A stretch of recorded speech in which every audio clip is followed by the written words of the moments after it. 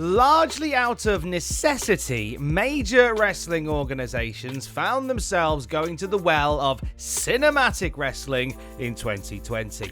With lively crowds unavailable for the foreseeable future, WWE and AEW had to occasionally resort to sprucing up empty arena tapings and pay-per-view events with something a little more avant-garde. Boneyard matches, stadium stampedes, swamp fights, brouhahas at the dentists. You name it, WWE and AEW might have employed it for the sake of variety.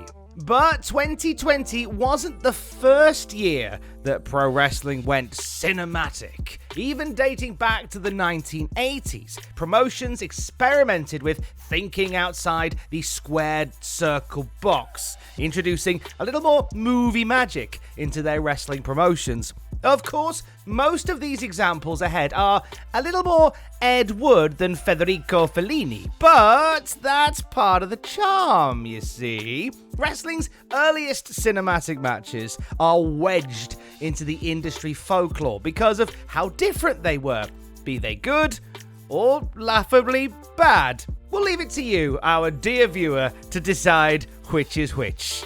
I'm Tom Campbell from Cultaholic Wrestling, and these are 10 pre-2020 cinematic wrestling matches. Join us. At number 10, the Ganryujima Island Deathmatch, 1987. We are starting with a belter. An entry that was ambitious in concept, though quite muddled in execution. In 1987, the legendary Antonio Inoki was embroiled in a rivalry with the immovable Masa Saito, and the two faced off in several matches during the course of the year. To blow off the feud, Inoki and Saito were going to raise the stakes in rather unconventional fashion. They agreed to do battle on Japan's Ganryujima Island, with little more than their wits and the aid of any implements of destruction around them. The island was famous for hosting a fateful duel in the year 1612 between swordsman Miyamoto Musashi and Sasaki Kojiro,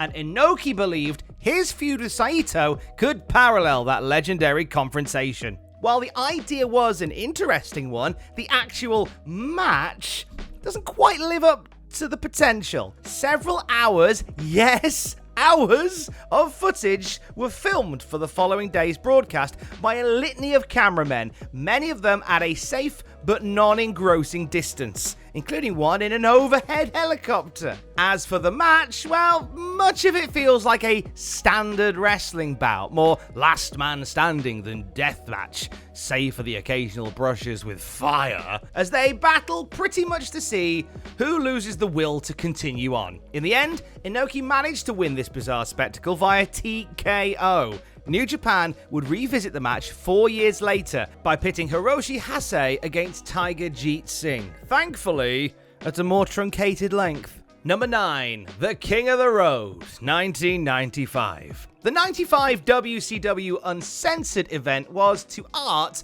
what an exploding septic tank is to art, I guess. I mean, art is subjective, but if you were to hang a ribbon on it, people would look at you funny. Uncensored was a rather misguided attempt at colouring outside the lines, and that's hardly more evident than in the first ever, and only ever, King of the Road match. Dustin Rhodes was a sworn enemy of Colonel Robert Parker's stud stable. In particular, Rhodes had run afoul of Parker's latest henchman, a loudmouth trucker named the Blacktop Bully, played by the former Demolition Smash. To settle their score, Rhodes and Bully would meet at Uncensored in a King of the Road match, in which they would fight in the back of a moving tractor trailer filled with hay. The object was to be the first man to sound off a horn stationed at the top of the trailer. Badly edited footage shows the action, very heavy on the air quotes, taking place at twilight, then at full daylight, and then faint darkness again. All the while, Rhodes and Bully are struggling to keep their footing because the truck is making constant stops and turns. Numerous mobile cameras followed the action, leaving one to wonder just how much money was spent on this rather inconsequential match. Bully ended up winning, but really, both men lost. Because they each bladed succeeded during the match, a violation of WCW's policy, Rhodes and Bully were both fired. Hit the road, lads. Number 8. The Hollywood Backlot Brawl, 1996. Rhodes didn't stay unemployed for long, ending up in the WWF later that summer. There, he transformed from Dusty's tall son into Goldust, a sleek yet aberrant film buff dressed like an Oscar statuette. Goldust was quickly plugged into a rivalry with Razor Ramon, who he defeated for the Intercontinental Championship. Plans were for the two to face off in a Miami street fight at WrestleMania 12, but plans changed when Ramon got suspended. Instead, extremely part-time Roddy Piper turned up to feud with Goldust. The two faced off at Mania in what was termed a Hollywood Backlot Brawl, a fight that literally took place on the terrain behind a Hollywood soundstage. As onlookers cheered Piper and Goldust on, the two brawled with a baseball bat and their respective vehicles, a golden Cadillac for Goldust, a white Ford Bronco for Piper, and Goldust bled from the scalp, but managed to strike Piper with his caddy in one very memorable spot. The first half of the match was filmed 3 weeks before WrestleMania and concluded with Goldust leading Piper on a car chase out of the lot. This allowed WWF to air footage of the O.J. Simpson chase as a segue, not what Piper was driving, as the two men finally made it to the arena just before the main event. There, Piper pummeled Goldust further, stripped off his bodysuit, and nominally won this rather strange melee. Number 7. The Boiler Room Brawl, 1996. There have been sequels, but the original has proven to be the most memorable match of its type. Perhaps inspired by the good parts of Piper and Goldust's unusual skirmish, the WWF conjured up a similar idea for The Undertaker and Mankind at that year's SummerSlam, a match that would begin inside the dark and cavernous boiler room at Cleveland's Gund Arena. Now, like the Backlot Brawl, this match included pre-recorded footage, as the first half of the fight was filmed the night before SummerSlam. Undertaker entered the boiler room, ventured around the shadows a bit in search of Mankind, and was suddenly struck from behind by Foley wielding a metal pipe. From there, a large chunk of the action takes place with one single camera shot with minimal commentary, giving the Boiler Room Brawl something of an eerie found footage feeling. And there are moments of genuine violence, like when Mankind badly injured his lower back taking a bump off a painter's ladder. The fight eventually spilled out of the boiler room and into the arena hallways, where the action was live from this point on and commentary restored. Eventually, the two brawled toward the ring, where Paul Bearer waited with his trademark urn. Now, to win, you had to claim the urn from Bearer, and that is where history was made, as Bearer double-crossed The Undertaker, smashing him with the urn to end their 6-year union. Number 6. The Dungeon Match, 1998. Beginning at the end of 97, Owen Hart began a strange character arc. First, he was the last remaining Hart in the WWF, vengefully waging war with DX. Then, after a brief period as a kind of generic good guy, he turned heel and joined the Rock-led Nation, wearing something resembling a proto-version of Heavy Machinery's tights. Oh, and also, he feuded with Ken Shamrock, who he turned on to join the Nation. The first major leg of Shamrock and Owens' rivalry culminated at July's fully loaded pay-per-view, with the two facing off in a dungeon match, taped days before the event. And when we say dungeon match, we don't mean some sort of medieval dungeon filled with torture devices and shackles, sadly. No, we mean the basement of Owens' childhood home in Calgary, which is much more frightening when you remember that Stu Hart stretched prospective trainees down there like they were taffy capable of human screams. With Dan Severn as official, Owen and Shamrock made the most of their constrained environment, exchanging submissions and smashing each other into walls. Owen even managed to use the overhead pipes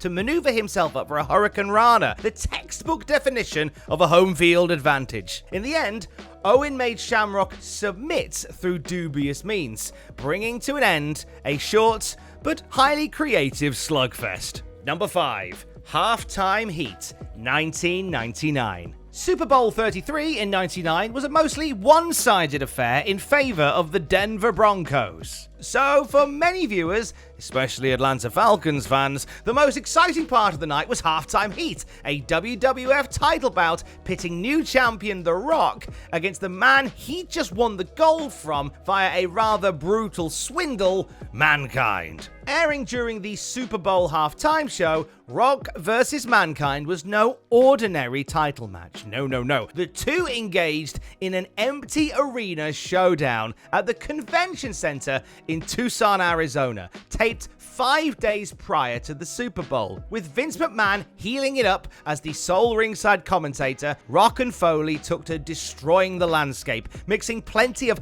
Attitude Era style violence with a hearty dose of verbal and physical comedy. Given Rock and Mankind's unique skill sets, this sort of match was clearly in each man's wheelhouse. The ending is where the cinematic structure really rears its head as Mankind pins Rock on a loading dock with the aid of a forklift and a pallet holding beer kegs. The multiple camera cuts betray any idea that this could have happened in real time, but hey, who's complaining? Somewhat amazingly, WWE has not done too many more of these Super Bowl halftime shows outside of a 2000 interview with Steve Austin and the 2019 NXT match. Wouldn't you have rather seen Brock Lesnar versus Dean Ambrose than Coldplay?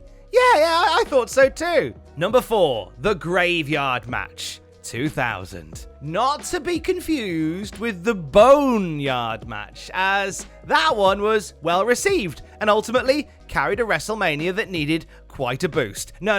This was the Graveyard Match, an attraction from WCW's 2000 Bash at the Beach, which was an attraction in much the same way that a sinkhole can be an attraction. All that keeps it from infamy was the Hogan and Russo worked shoot turned accidental shoot, work yourself into a shoot brother thing that stole all of the headlines. On one side in this Graveyard Match, you had Vampiro, WCW's most macabre character. On the other, you had the Demon, a former Gene Simmons analog played by Dale Torborg, a baseball strength and conditioning coach. And as for the match itself, well, Vampiro and Demon fought in a graveyard. Unlike the Boneyard match, this take on the cemetery pugilism was about as well lit as a half-arsed seance, and only half as compelling as your aunt's holiday slides. If the crew that filmed this match days earlier actually watched it during the pay-per-view,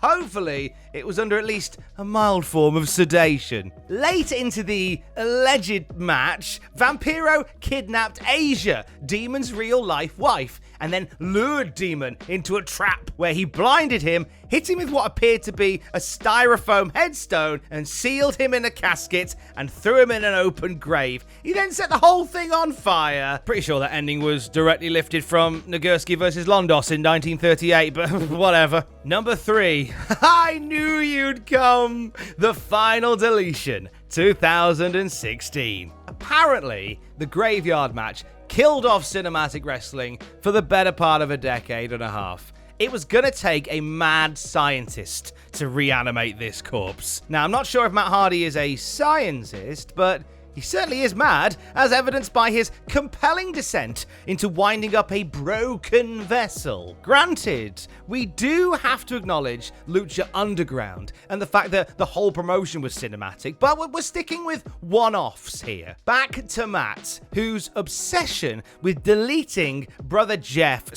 / Brother Nero had corrupted his mind to the point where his accents changed, his hair puffed out, and his total manner became all around unsettling. He challenged Jeff in this so-termed Final Deletion, a battle laden with all sorts of demented B-movie madness on Hardy's palatial Cameron, North Carolina estate. The rules were vague, but that was fine by Matt Hardy's mind. This match was all about spectacle. And spectacle it was. From fireworks to dilapidated boats to other surreal set pieces, the Brothers Hardy waged war in a match that positioned Free Spirit Jeff as the more normal one. The success and popularity of this production spawned spin-offs, including Tag Team Apocalypto, and even bled over into WWE and AEW. In fact, it was in WWE where Matt Hardy battled Bray Wyatt in the highly similar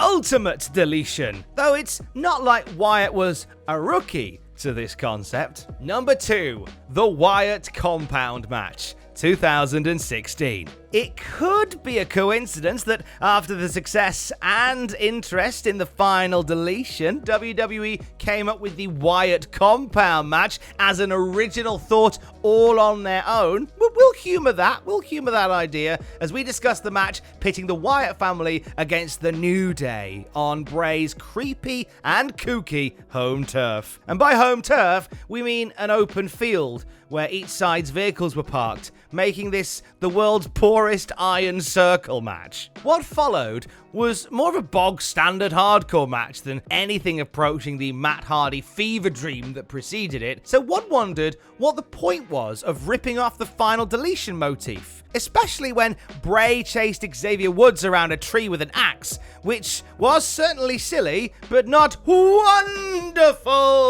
silly, if you know what I mean. Eventually, after some mudslinging and some throwing into stationary objects, the New Day gained the upper hand, but not for long, as Bray raises his arms to reveal an unholy army of sheep-masked followers bearing lanterns. You'd think this would lead to the climax, but that actually was the climax, as video cut back to the arena, and that was that. No conclusion, no follow-up, nothing. While Hardy's brokenness spawned an entire universe, this Wyatt Compound match was a one-off in the truest sense. You know, unless Bray Wyatt is called upon to star in another unusual cinematic, that is. Number 1, the House of Horrors match, 2017. Oh, god damn it! A number of Wyatt's matches over the preceding years have polarized audiences, with the detractors not at all hesitant to raise them with a hyphen before an untold amount of asterisks. And when a Bray Wyatt match goes full spooky season mode, you might find yourself pining for a sequel to the Bye Bye Man.